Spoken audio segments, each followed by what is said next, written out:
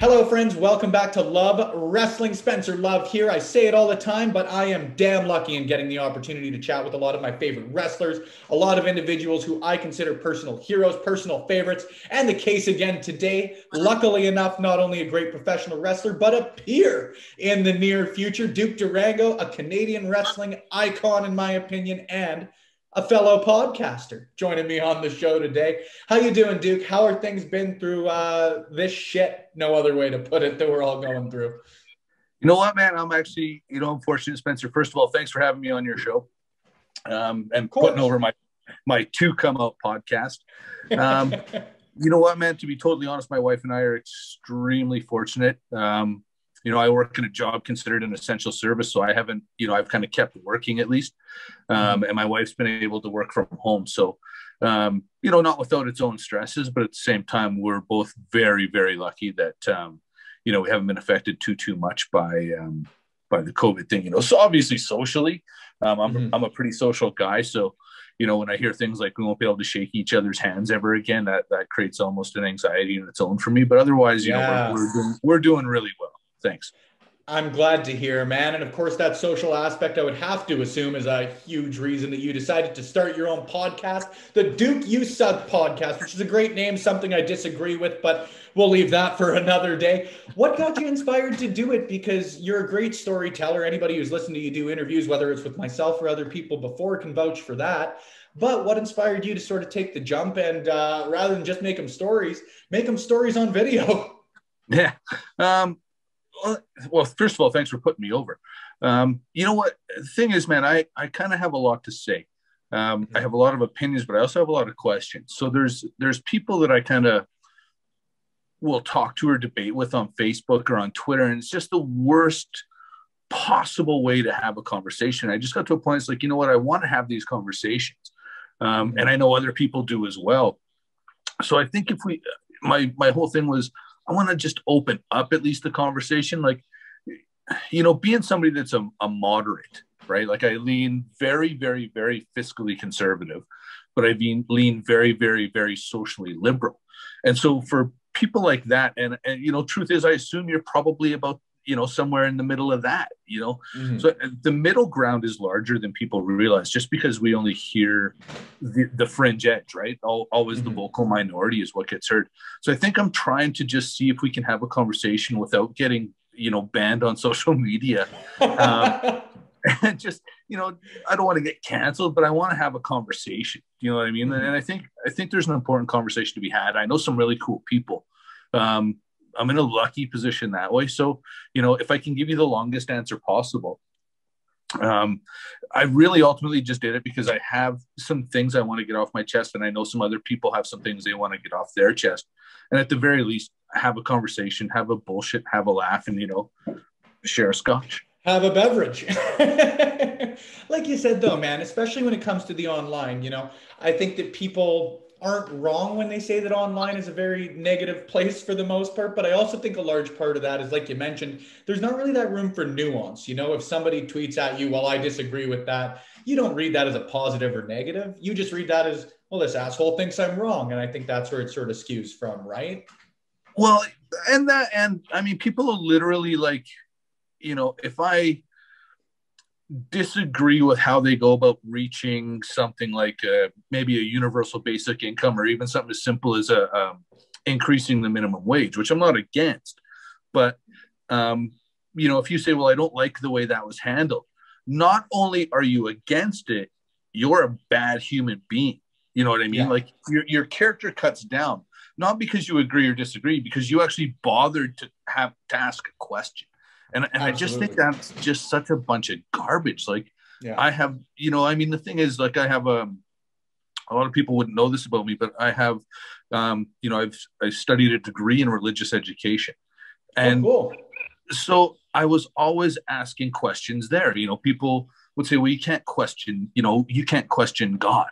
And my question would always be, well, what kind of God can't stand up to question then? Do you know what I mean? And people get to a point in that environment where they're afraid to ask questions because you get ostracized for it.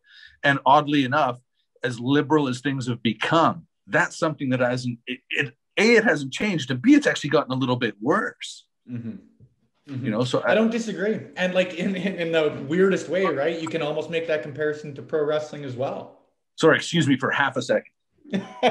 No worries, Duke. I'm just going to vamp and remind all of you fans at home that you should be checking out the Duke You Suck podcast.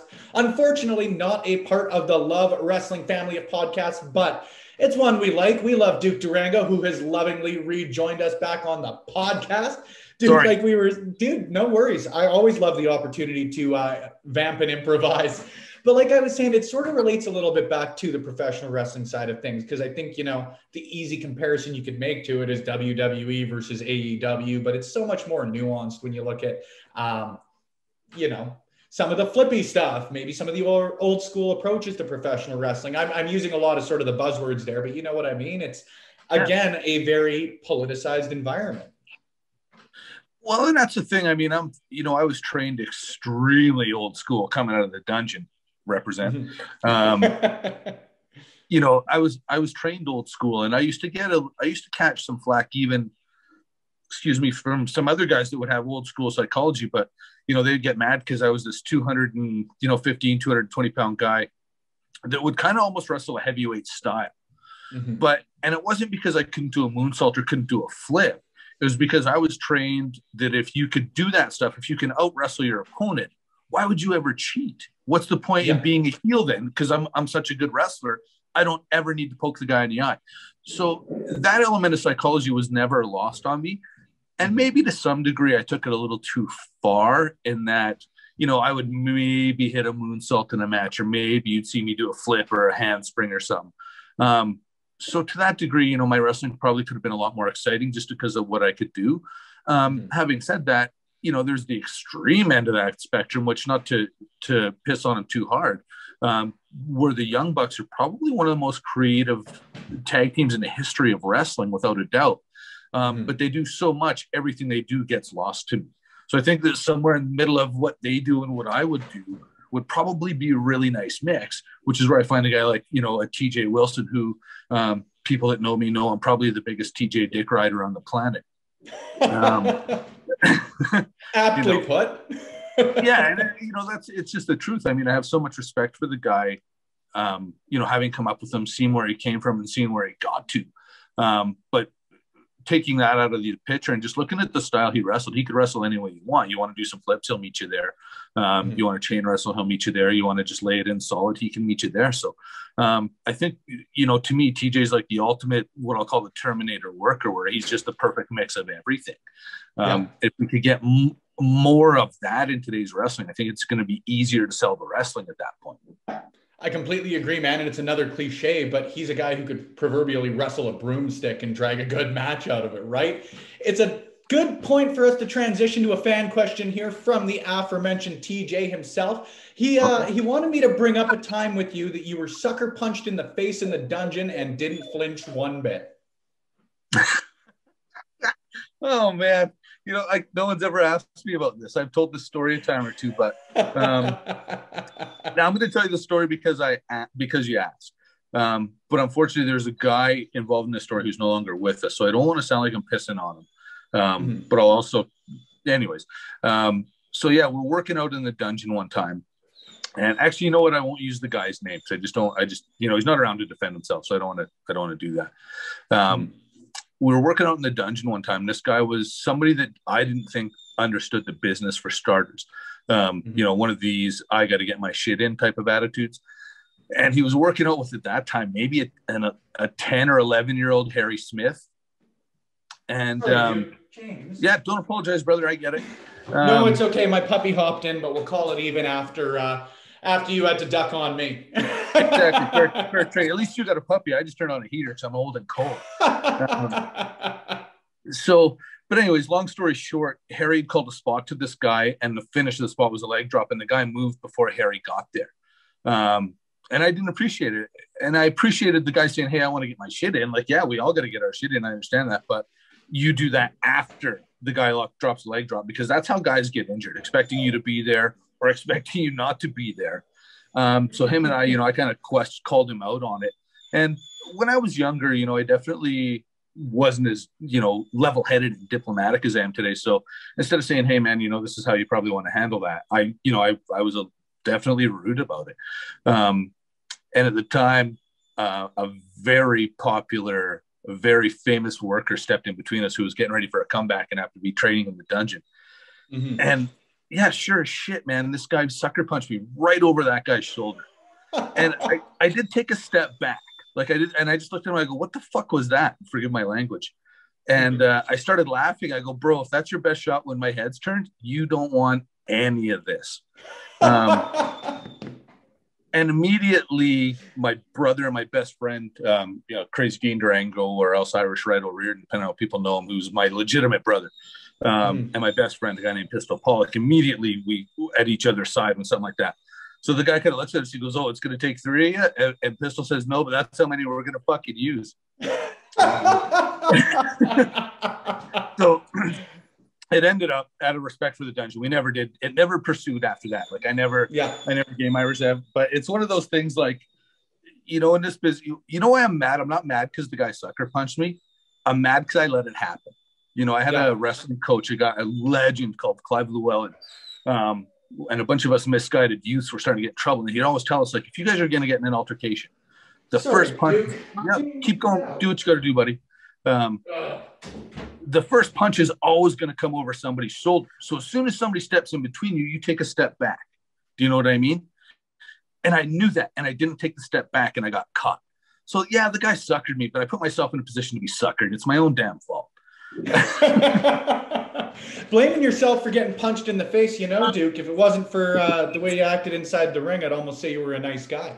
Well, the first thing the official says to you in a boxing match is protect yourself at all times. You know what I mean? You gotta keep your head up, man. You brought him up earlier, and you brought him up actually a couple of times when we first spoke, but Greg Pistol Pollock. Now, when I was going through and trying to get some of my own questions rather than just relying on great people like TJ to give me questions for you, I read about a match that you had in front of, I think, 2,000 or 2,500 people against him that you said then was not only your best match, but your most sort of surreal match. Can you maybe give me a little bit into that, if you could? Yeah, man, that match means so much to me. I can tell you that was April 2nd, 1998. Mm-hmm. It was the first time we'd ever actually wrestled in Calgary. So Pistol Pollock and I have known each other since I was, I have a hard time figuring out how old I was because I was always a year behind the other kids in school as far as age goes. So I think I was maybe 12. We were in grade 7. You know what I mean? We've known each other since grade 7 wrestling. Friendly through junior high school. In high school, we both transferred. The high school we were both supposed to go to didn't have a wrestling team, so we transferred to a high school that did. But not knowing that, we just bumped into each other on the first day of school. And from that day, I was 14. He would have been 15, and we've been best friends to this day. I talk to him at least once a month. Mm-hmm. So him and I had an ultimate trust in each other and spent 2 years. One of the reasons that match meant so much is it was our debut in Calgary. We'd spent 2 years kind of working, or a year and a half working on the road in small towns to try and work some kinks out and get some experience before we got in front of these Calgary fans that can be fickle, to say the least. I was just going to say. Yeah. So anyways, by the time we got there, I mean, him and I had worked each other a lot of times on the road. So first of all, we wrestled real solid because we were so close. We knew there was no malice. So if you got stiffed or if you took a potato, there was no poor intention. It was just, hey, we're just laying it in solid because that's the way we like to work at that time. Mm-hmm. But anyways, yeah, that match was in front of, if I can think back to it, it was the relaunch of Stampede Wrestling in Calgary, which was a huge thing for everybody here. They turned people away at the pavilion. I think there was 1,900 to give you the actual number. But from what I hear, they did turn about 500 away. Mm-hmm. But I looked out in the crowd, and I don't know how familiar you are with the old Stampede Wrestling, but Ed Whalen you look out in the front row, and there's Stu Hart sitting beside Ed Whalen, sitting beside Tor Kamada.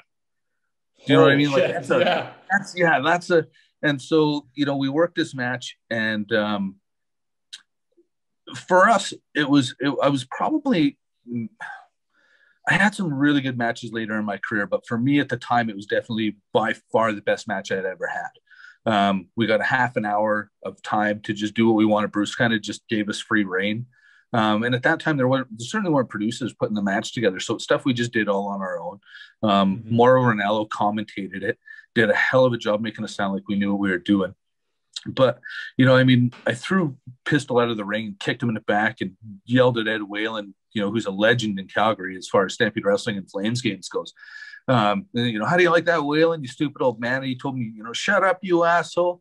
And man, I think I want that on my tombstone that Ed Whalen called me an asshole. You know what I mean? Like it was and that match was featured in a magazine. You know what I mean? So it was just one of those things that at the time was definitely the biggest thing we'd ever done at the time.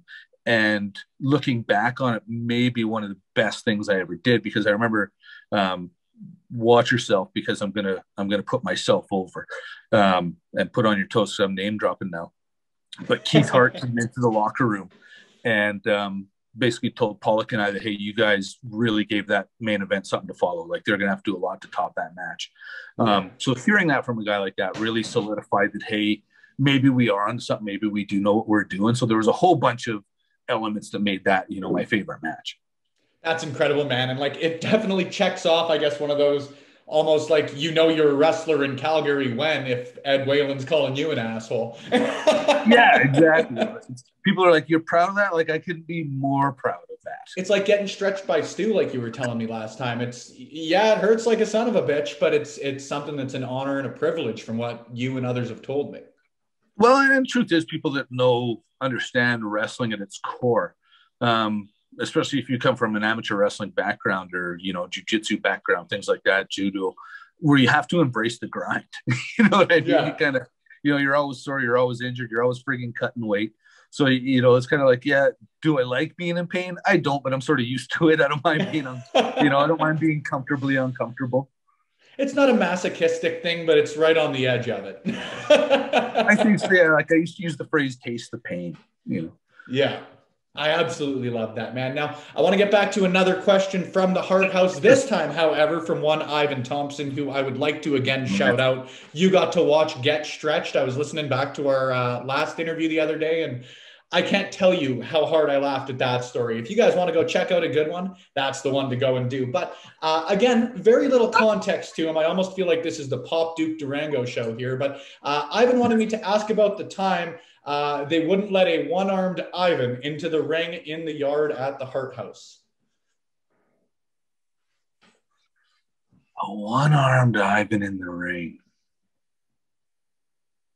And don't worry, I got plenty from him if you want to pivot here. I don't know that I remember that. I mean, there's part of me that thinks we've seen a lot of different people show up at the Hart House. I mean, God bless the Hart family for some of the randos that would show up there, and they would be very polite too. My hunch is there was somebody that showed up with, not quite a complete set of limbs. And, but I honestly can't remember. Like I unfortunately, this sounds like a story. God, I should talk to Ivan to find out what this is, because it sounds good. Well, it gives me another excuse to have you back on the show, but it's another one we can pivot on, and maybe this is one that I'm a little more surprised that Ivan remembers. Admittedly, talk about the time you guys wrestled a 5-minute main event for the PWA. Oh man, okay. So this is one of the times. People got a lot to say about each other in wrestling business, and I'm sure there's people that piss on me and everything I've done, just like there's people that piss on Ivan and everything he's done. Ivan's one of those guys that would, if he respected a guy, would put anything on the line to get that guy over, take any bump you asked him to. And he was fundamental in teaching a lot of us to bump, or showing us how it was done, because when we got to the dungeon, there was, Ivan, Chance Beckett, and a guy called Kerwin Bostic. So anyways, one of the fun or interesting things or horrible things about being an independent wrestling booker is you never know who's going to show up on any given night. I used to get mad, or I didn't get mad. Guys would have heat with me because of how I would book things, because I would only book angles for about 3 or 4 guys on a show, because I just never, if I booked 7 matches and booked 7 angles, I guarantee 3 of those guys, somebody wouldn't show up. And 3 of those I got called into work. Exactly. Yeah, I'm injured. I got called in, whatever. So I'd literally be standing at the ring every night with my notepad with what I wanted to do, seeing and checking off who showed up at the show. You know what I mean? Like, people don't understand how hard it is to be a booker at independent wrestling. So anyways, sure enough, for whatever reason, I can't remember who I was supposed to work, but, didn't or couldn't make the show. And literally the only guy in the locker room was a drunk Ivan. And I don't know why I was thinking about this not that long ago. The fact that we put him in this position is ridiculous, to be honest with you. Now that I'm saying it, is extremely irresponsible. But in pro wrestling, we like irresponsible because the show must go on.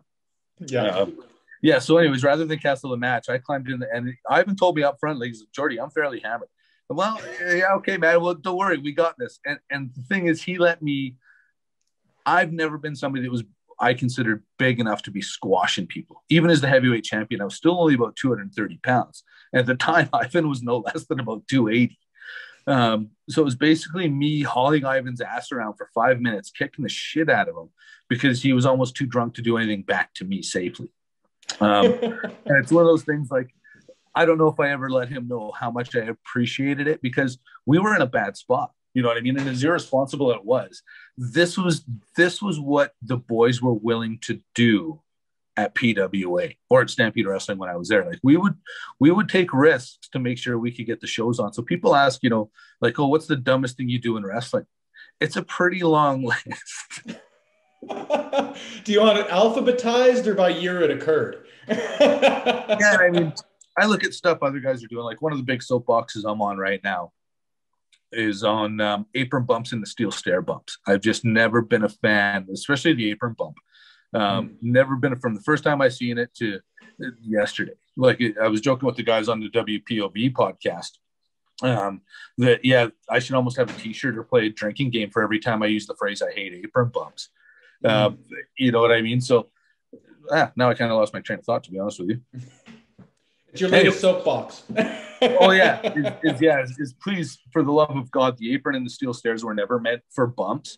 Whether it was a work shoot or what, we seen something on NXT the other night where a guy took a bump off those steel stairs, and there was big Twitter about it, and it was kind of blown out of proportion. Whether it was work or shoot, I honestly don't know. But at the same time, the fact that you're bumping on steel stairs, you're bumping on the ring apron, is taking a risk that the average fan doesn't understand the risk you're taking, because they've never had the misfortune of bumping on something like that. And I bet the average fan would ask you not to take that risk if they actually understood what you were doing.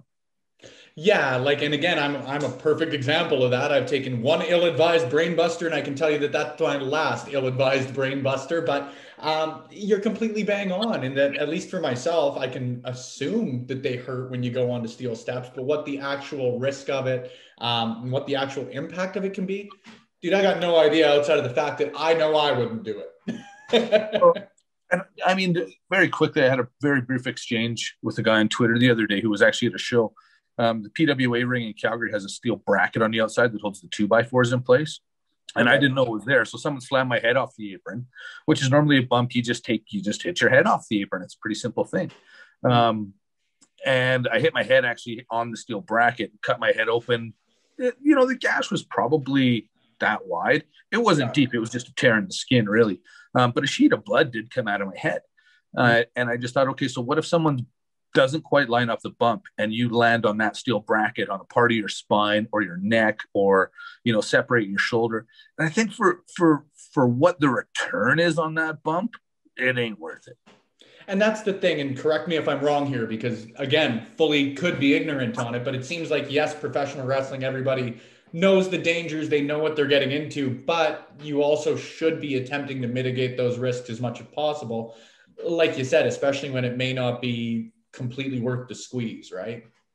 Well, and that's the thing. I mean, I never want to tell anybody not to wrestle their style, because I mean, like, this is our art form. So however you want to put your art over, is I'm nobody to, say what's art and what isn't, especially in the wrestling industry, because there's just so many different forms, right? Yeah. But at the same time, I also, one of the reasons I was able to wrestle, don't get me wrong, I've had a lot of concussions and things like that, unfortunately, but I was able to wrestle a pretty long time simply because I mitigated a lot of risks. Like, does a moonsault off the top rope to the floor look awesome? Sure. Yep. Could I do it? Yeah. Is it worth it in front of 150 people as a heel? No, it's not good return on investment. Not to mention it's a risk for the guy on the floor catching you and a risk for you jumping. And I mean, the other soapbox I've kind of been starting to get on is how unsafe a lot of the catches are in the business. So I think a lot of people need to really understand, like, what is the risk? What is the return? You know, when people see Michael Richard Blaze do a Spanish fly off the top rope through a table on the floor, you know, they say, well, was it worth it? Well, it was, because it went viral to some degree. But if a spot like that goes wrong, it's never worth it. I don't care if it's at WrestleMania. Yeah. Yeah. Right? You see what could have happened to Brock Lesnar and how differently that story could have gone, right? Yeah. Imagine Brock's not a physical freak. Yeah. Do you know what I mean? Like, and that guy's not literally like doing neck workouts. Yeah. Like, and I'm not kidding, man. I almost dry heave when I see stuff like that. Like, people are like, oh, did you see it? No, because I know he jammed his neck and I don't want to see it any more than I want to get on a plane after I've watched one of them Mayday shows. Yeah. That, my friend, is a perfect comparison. And we can pivot away from train crashes, plane crashes, whatever crashes there may be. Let's pivot on to great professional wrestlers, because again, I'm always going to take the opportunity when I say that to put you over, but I'm also going to provide the opportunity for you to put others over, because you worked TJ, you worked Harry, you worked a lot of great professional wrestlers through Alberta that have, you know, that name value. I hate that phrase, but perhaps are there maybe any guys out there who are underrated, or people maybe should have noticed a little bit more when they were applying their trade, or are applying their trade right now? You know, one guy that does get put over, but I think is still underrated, is actually, and it's, you know, it sounds kind of biased, but it's Chris Steele. I don't hear his name come up a lot. And I mean, first of all, when you talk about longevity, he's been around for a long time. I think he had his first match with me in 1998. Holy shit. Yeah. And I mean, the thing with Chris Steele is he works this very safe style. You're never going to get hurt with him. He can wrestle with you. He can brawl with you. He's more prone to the brawling, but the thing with Steele is everything he does looks like $1 million. Like, it generally looks really good. And you generally go home in one piece after working with him. Do you know what I mean? So, and I think that's, you know, I mean, nobody's without flaw, but I think he's somebody that definitely doesn't necessarily get his due. And he's not somebody who's apt to put himself over publicly. You know, he would never, you know, it's one, like, now that we're talking about this, I don't know if I've ever seen him actually do a full interview. Yeah.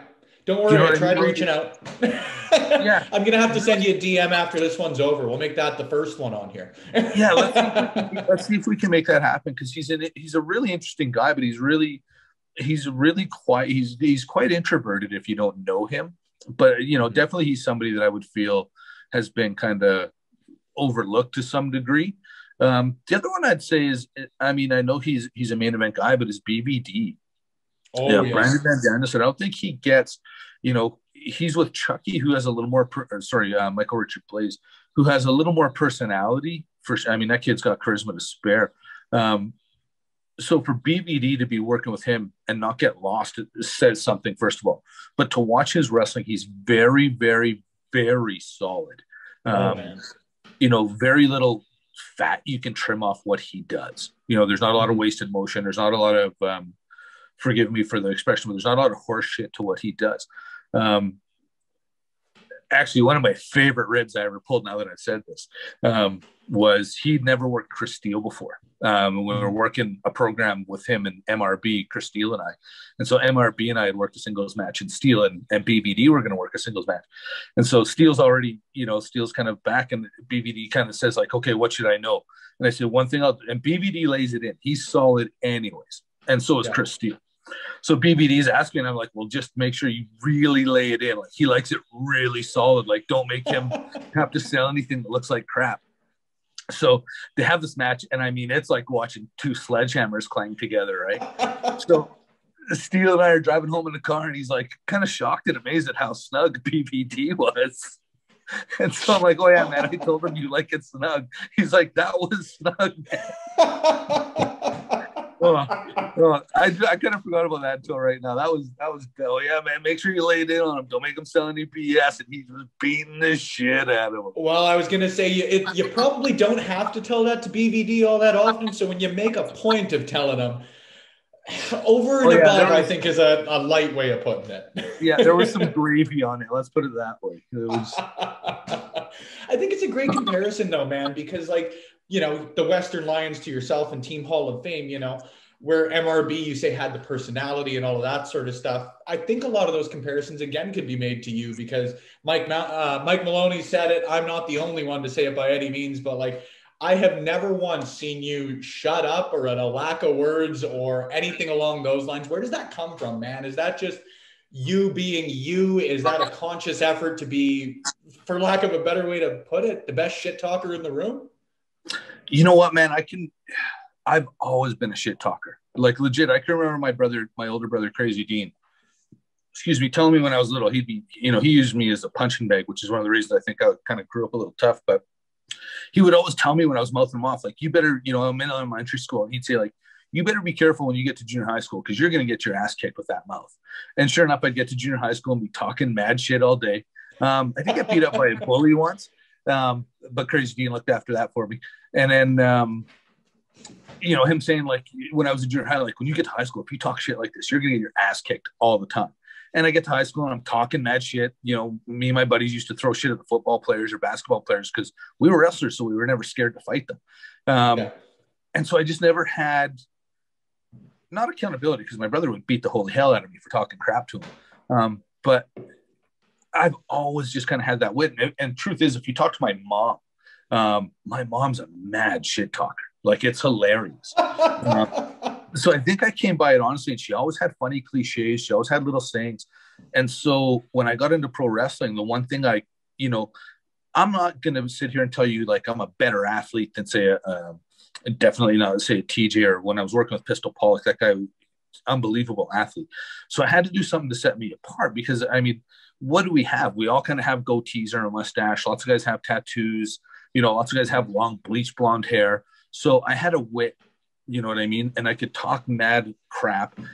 And I also could remember things. So people say to me, like, where do you come up with this stuff? When I don't come up with it, it's just sort of stuff I hear around and don't forget it, to be quite honest with you. So yeah, and one of the things I really like about like Kevin Owens is you watch him, that guy doesn't stop talking shit the entire time he's in it. And I absolutely like love or hate him. I love that part of his wrestling. Not because it reminds me of myself to be, sound like I got a massive ego, and I do.